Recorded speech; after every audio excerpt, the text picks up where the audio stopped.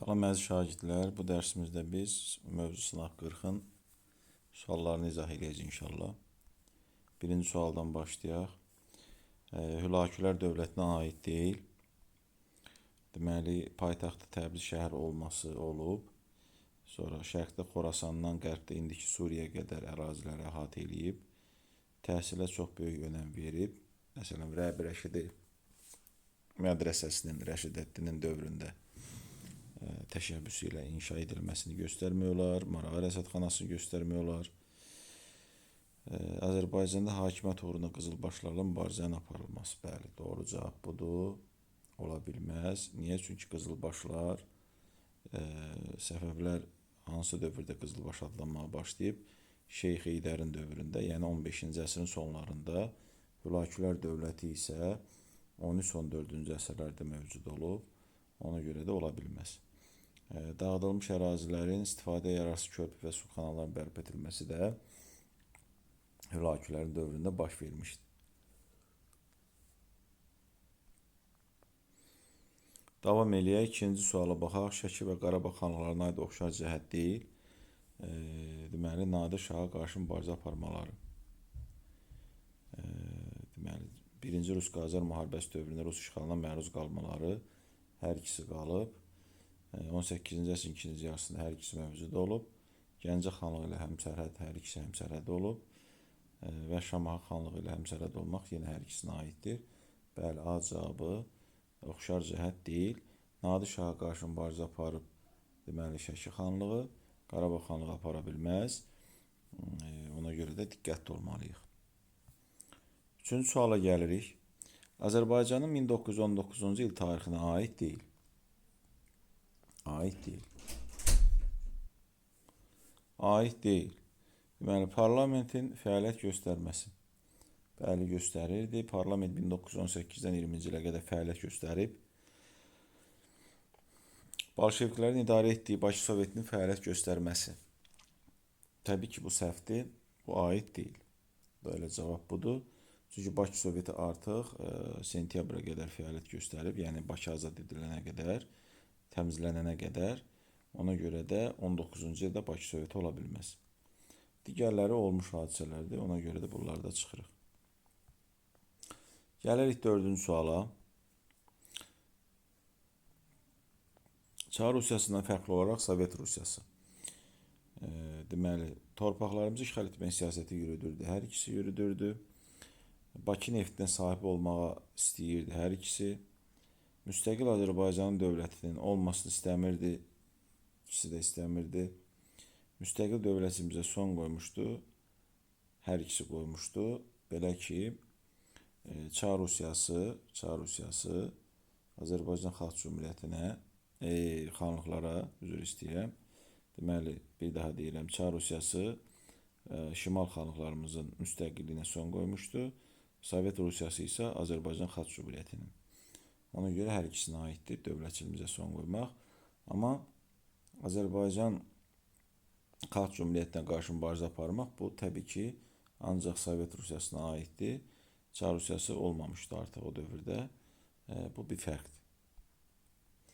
Gəlirik 5-ci suala. Xəritə sualıdır. İştirxilənmiş ərazi Kür və Araz çayı arasıdır. Və burada deyir ki, baş vermiş və orta əsrlər dövrünə aid olmayan, göstərilmiş ərazidə baş vermiş, aid olmayan hadisəni müəyyən etmək lazımdır. İlk dövlətin yaranması, ilk dövlətimiz cənubda yaranıb və qədim dövrdə baş verib, ona görə olmaz. Pənahabad qalası Qarabağ xanlığı mərkəzindən bəri buradadır olmasına, amma bunu da götürmürük, daha doğrusu belə deyək. Bizdə zaten aid olmayan istəyir. Yəni, doğru cavabı biri 1-dir.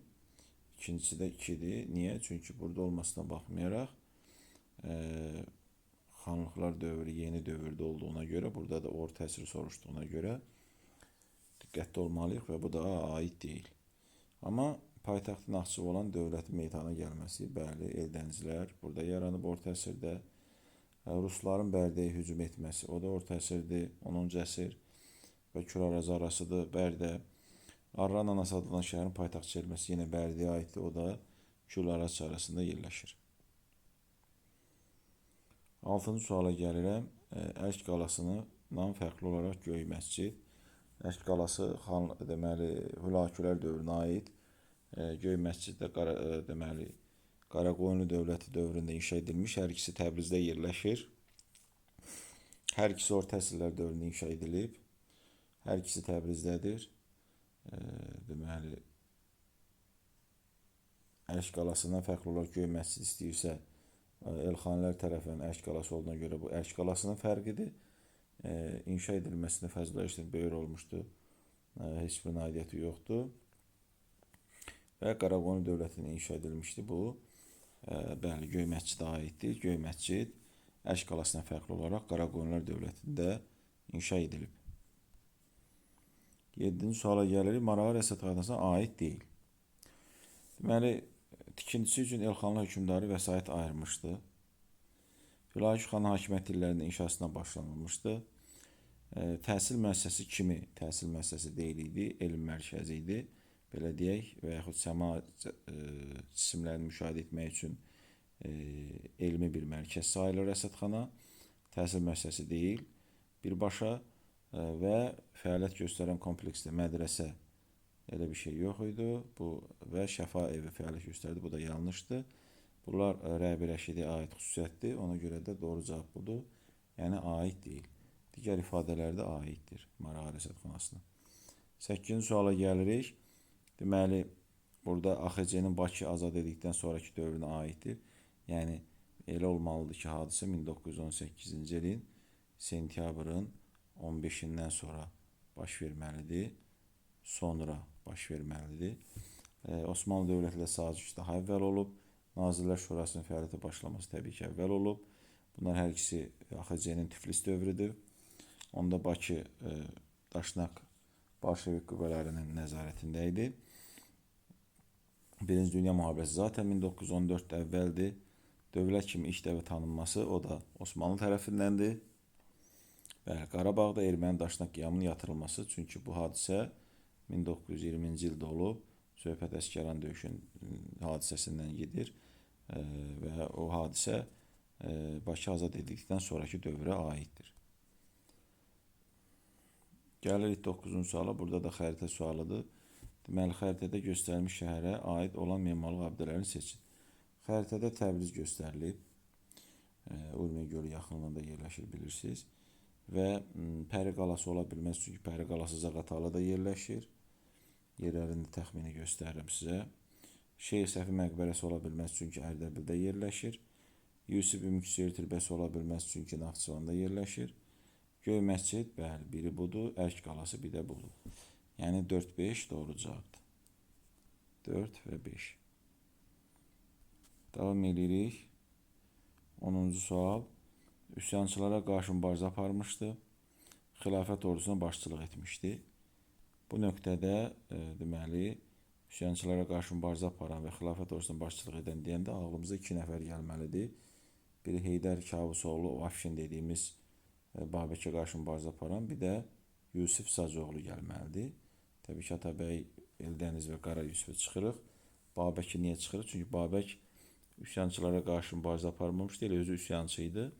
Burada bizi həll edici məqam bu cümlədir. 9-cu əsrin 30-cu illərində fəaliyyət göstərib. Avtomatik bu Yusif Sacıoğlu ola bilməz. Çünki o 9-cu əsrin sonunda elə onun dövləti yaranıb. Təbii ki, bunda cavab olur B. Heydər Kavusoğlu. 11-ci suala gəlirik. 19-cu əsrin ikinci yarısı Şimali Azərbaycanın mədəni həyatında baş vermişdi. Deməli, burada biz nəyə diqqət eləməliyik? 19-cu əsrin ikinci yarısı olmalıdır. Şimali Azərbaycan olmalıdır və mədəni həyat olmalıdır. 3 hissədən ibarətdir sual. Rusiyanın müstəmləkə rejimi yaratması bu birinci yarısında yaradıb və mədəni məsələ deyil, siyasi məsələdir. İlk mədrəsələrin fəaliyyət başlaması, bu təbii ki, orta əsrin əvvəllərindən var mədrəsələr. Yeni tipli məktəblərin açılması, bəli, doğru cavab budur. Bir daha xatırlayaq, 19-cu əsrin ikinci yarısında mədəniyyətdə baş vermiş dəyişikliklərimiz bunlardır. 1. Yeni tipli məktəblərin açılması. 2. İlk kütləvi kitabxanaların açılması. 3. Milli teatrın yaranması. 4. Milli mətbuatın yaranması. Gülüstan İrəm əsəri ola bilməz. Mədəni olsa da, Şimali Azərbaycan olsa da 19-cu əsrin birinci yarısıdır. Milli opera mədəni olsa da, Şimali Azərbaycan olsa da bu da 20-ci əsrdir. Ona görə də 20-ci əsrin əvvəlləridir, birinci yarısıdır. Ona görə də bu da olmaz.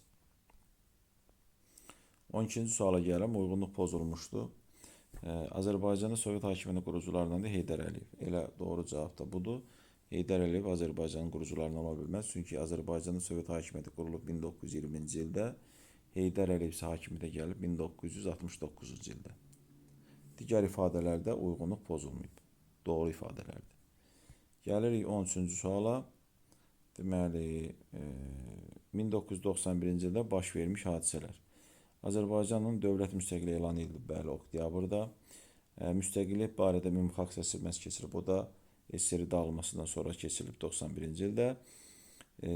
SSR ordusu Xocalıda deməli SSR burada ola bilməz. Çünki Xocalı şəhərini işğal etmək 1992-ci ildə baş vermiş hadisədir. SSR artıq 91-ci ildə dağılıb. Olmaz və Azərbaycan xalqının SSR-yə qarşı ilk çıxışları başladı. Bu da olmaz. Çünki meydan hərəkatından başlamalıdır. Meydan hərəkatda 88-də Dirçəliş hadisəsini xatırlamalıyıq. Dövlətimiz Azərbaycan Respublikası adlanırdı.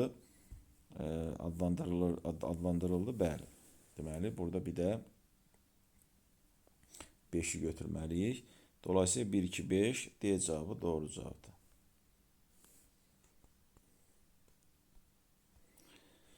14-cü suala gəlirik. Heydər Əliyevin prezidentliyi dövrünə aid deyil.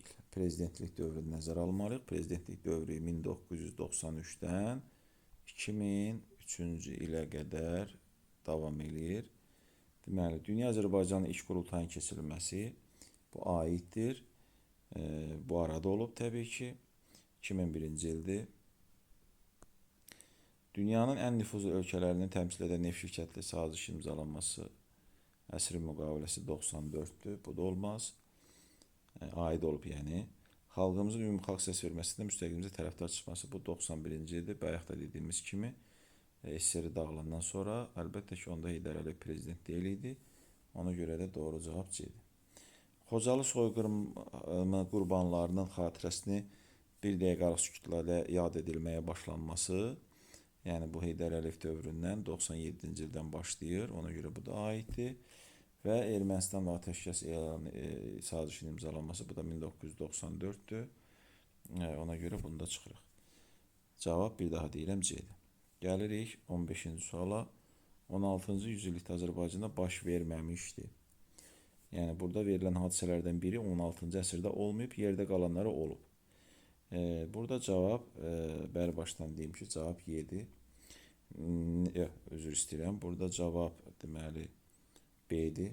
Cavab B-dir. Birincisi doğru cavabı, yəni yanlış cavabları izah edeyim. Yəni A, C, D, Y bunlar hamısı 16-cı əsr hadisəsidir. Baş vermiş hadisələrdir. Bəli, türk dili dövlət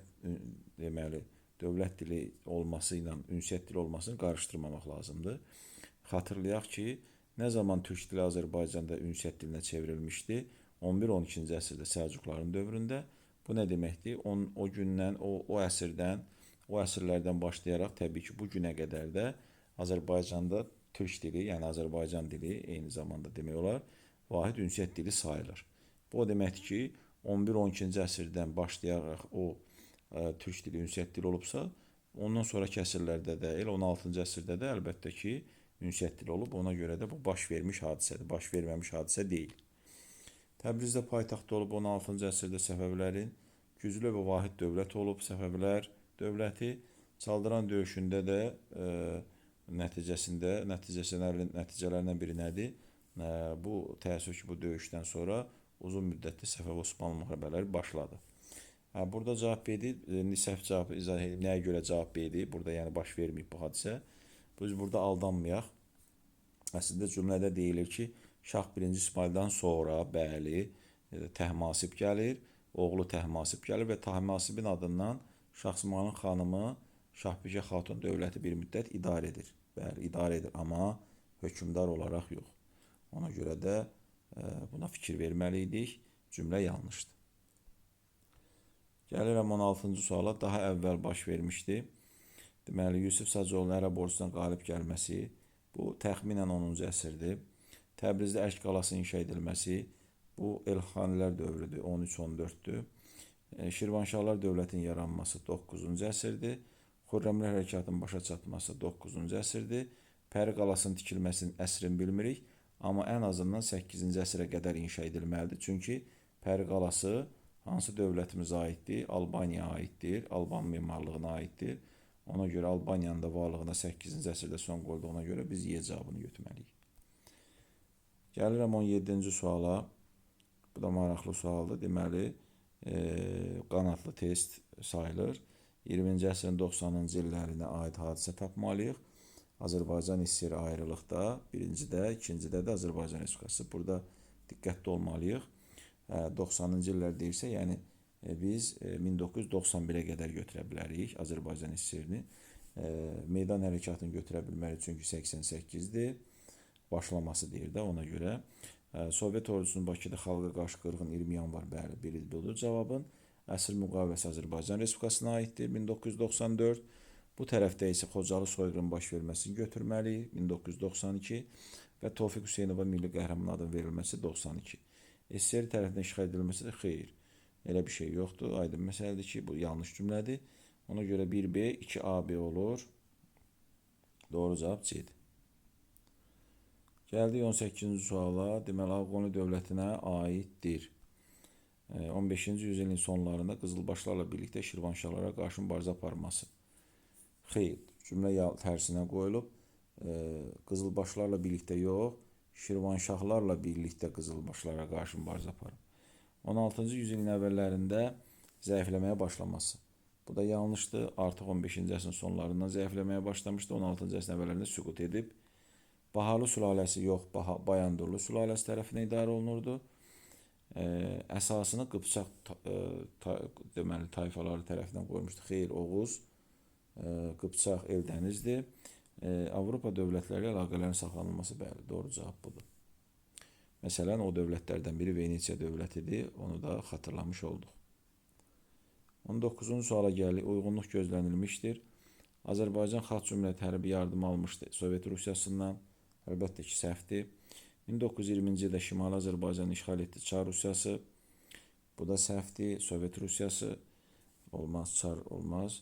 Deməli, 1920-ci ilin mayında Gəncədə üsyan təşkil etdi, Milli Ordu zabitləri, bəli, bu gözlənilib, burada bu uyğun cümlədir. Digərlərinə də baxaq, 1918-ci ilin mart soyqırım ərəfəsində Azərbaycan Xalq Cümhuriyyətində artıq Azərbaycan Xalq Cümhuriyyəti yox idi. Bu yanlış cümlədir. Çünki Cümhuriyyətimiz mayda yaranıb. 1918-ci ilin mayında Azərbaycanda yaranması elan edildi. Azərbaycan Xalq Cümhuriyyəti, xeyr, Xalq Cümhuriyyətinin yaranması, baxın, elan edilmə Azərbaycanda yox, Tiflisdə baş verib, ona görə bu Gürcüstandır. Bu da səhvdir. Doğru cavab C-dir. 20-ci sual Əhmədiyyə Cəbrayılova aid deyil. İkinci Dünya müharibəsində iştirak edən qəhrəmanlardan biridir. Fransanın ən yüksək orden medallarından təltif olunub. Bəli, partizan dəstələrinə qoşulub və faşistlərə qarşı mübarizə aparıb. Armet Michel və Xarqo ləqəbi ilə tanınırdı. İkinci Dünya müharibəsində Almanlara təbii ki, əsir düşüb ki, partizanlara qoşulub sonradan və nə də ona aid olmayan Sovet İttifaqı qəhrəmanı deyil. Çünki o, təbii ki, əsas partizan olarak fəaliyyət göstərib Fransada və ona görə də ona müharibə bitəndən sonra daha çox o aydın məsələdir ki, Fransanın orden və medallarına layiq görülüb. Ona görə Sovet İttifaqı qəhrəmanı deyil. Amma eyni zamanda bu da o demək deyil ki, o da eyni zamanda 2-ci Dünya müharibəsinin iştirakçısı sayılır. Qarışdırmamaq lazımdır. Eyni əsrdə baş vermişdir sualına baxaq. Deməli, ermənilərin üç kilsə ərazisində məskunlaşmaya icazə verilməsi bu Cahanşahın dövründə 15-ci əsr. Türk Mənşəvi müqaviləsi 19-cu əsr olmadı. Nadir Şah Hindistana yürüşü deməli baş verib 18-ci əsr. Şah II Təhmasibin hakimiyyətdə olması 18-ci əsr. Bəli, doğru cavab B-dir. Gəlin ki, digər cavablarımızı da təhlil eləyək. Marağa Rəsədxanasının inşası 13-cü əsr. Eldənizlər dövlətinin yaranması 12-ci əsr olmaz. Səfəvilər dövlətinin paytaxtının Qəzvinə dəyişdirilməsi 16-cı əsr. Bir dəqiqə. 16-cı əsr. Muğan qurultayının çağırılması 18-ci əsr. Bu da olmaz. Təbii ki, Heydər Əliyevin ilk dəfə prezident seçilməsi 1993 olduğuna görə nə olur bu? 20-ci əsr. Azərbaycan Respublikasının ərazi bütövlüyünün təmin edilməsi, yəni Qarabağın işğaldan azad edilməsi bilirsiniz ki, 2020-23-cü illər, yəni son dövrlərdə baş verib İlham Əliyevin dövrü. Bu da eləyir 21-ci əsr. Görürsünüz, 20 və 21-ci əsr fərqli əsrlər olur. Açıq suallarımıza gəlirik. 22-ci sual. Sacilər dövləti ilə Eldənizlər dövlətinin oxşar cəhətləri. Qalibiyyətli müharibə nəticəsində yaranmaq. Xeyr, ola bilməz. Çünki Eldənizlər necə yaranıb? Eldənizin Arana hakim təyin edilməsi nəticəsində, Sacilər isə Ərəb xilafətinin zəifləməsi nəticəsində. Təbrizin paytaxt şəhər olması, xeyr, Eldənizlərin paytaxtı olsa da, Sacillərin bilirsiniz ki, ilk paytaxtı Marağa, sonra Ərdəbil olub. Kürd çayına şimaldakı torpaqları da əhatə etməsi, bəli, bu oxşar cəhətlərdən biridir. Bilirik ki, zaten hər iki dövlətimiz Azərbaycanı vahid dövlət şəklində birləşdirib. Ona görə də fərq eləmir. Kürdən şimal, Kürdən cənub, Arazdan şimal, Arazdan cənub bütün Azərbaycanı əhatə edib. Dərbəndə sahib olması əlbəttə ki, hər ikisi də sahib olub. Zaten Sacilər deyir, Dərbənddən Zəncan Həmədana qədər olub və Şirvanşahları tabe eləyib, Dərbəndi təmir edib. Buradan bunu anlayırıq. Eldənizlərdə də deyir ki, o da Dərbənddən İran körfəzinə qədər olub, Şirvanşahları asıl hala salıb. Bunlar hamısı ona işarət edir ki, hər ikisi Dərbəndə sahib olub. Böyük bir dövlətin parçalanması nəticəsində meydana gəlib, bəli, bu da növbəti oxşarlıqdır. Belə ki, Sacilər Ərəb xilafətinin parçalanması nəticəsində yaranıb, Eldənizlər isə Səlcuqlu dövlətinin. Deməli, burada cavab 3, 4 və 5-dir. Xronoloji ardıcılığı müəyyən etməliyik burada 23-cü sualda. Deməli, əsrin müqaviləsi imzalanması nə vaxt imzalanıb? 94, 1994, Xocalı faciəsi 1992-ci ildə baş verib. Heydər Əliyevin Azərbaycana ikinci dəfə rəhbərlik etməyə başlaması, bu da 1993-cü il və ona görə ardıcıllıq olmalıdır. 2, 3, 2, 3, 1. 24-cü suala gəlir. Manna və Atropatena dövlətlərinə aid oxşarlıq deyil. Deməli, cənub sərhədləri Araz çayına çatması, xeyr, şimal sərhədləri Araz çayına çatırdı. Aşşur dövlətinə qarşı mübarizə, xeyr, bu ancaq Mannaya aiddir. Ərazisinə Urmiya gölünün daxil olması, bəli, əlbəttə ki, hər iki dövlət Urmiya gölü ətrafında yaranıb. Eradan əvvəl birinci minillikdə hər ikisi yaranıb. Sadəcə biri birinci yarısında, biri ikinci yarısında yaranıb. Albaniya ilə eyni əsrdə də Atropatena mövcud ola bilər. Deməli, burada oxşarlıq deyil deyirsə, deməli 3-4 oxşarlıqdırsa, biz belə eləyəcəyik. Doğru cavab burada olur 1, 2 və 5. Oxşarlıq deyil. 3 ilə 4 oxşarlıqdır. Cavab 1, 2, 5 olur. Gəlirik 25-ci suala, sonuncu suala. Uyğunluq sualı. Deməli, burada Azərbaycan SSR və Azərbaycan Respublikasından gedir söhbət. Deməli, 20-ci yüzilin birinci yarısında yaranmaq Azərbaycan SSR-ə aiddir. Dövlətin müstəqilliyini ilk dəfə Tiflis şəhərində elan edilməsi bu AXC-yə aiddir. Burada AXC yoxdur. Birləşmiş Millətlər Təşkilatının üzv qəbul olması bu Azərbaycan Respublikasına aiddir. Bolşevik Rusiyası tərəfindən süqut uğradılması, bu da bu hər ikisi AXC-yə aid olduğu üçün bunlar burada verilmiş dövlətlərimizə aid deyil. Ona görə doğru cavab olur 1A, 2C. Beləliklə, əziz şagirdlərimiz, bu dərsimizin də sonuna gəldik. İnşallah növbəti dərslərimizdə, video izahlarımızda görüşənə qədər növbəti sınavımız bazar günü elan olunacaq. Bəri başdan deyim, qeyd edeyim. Sağ olun, salamat qalın.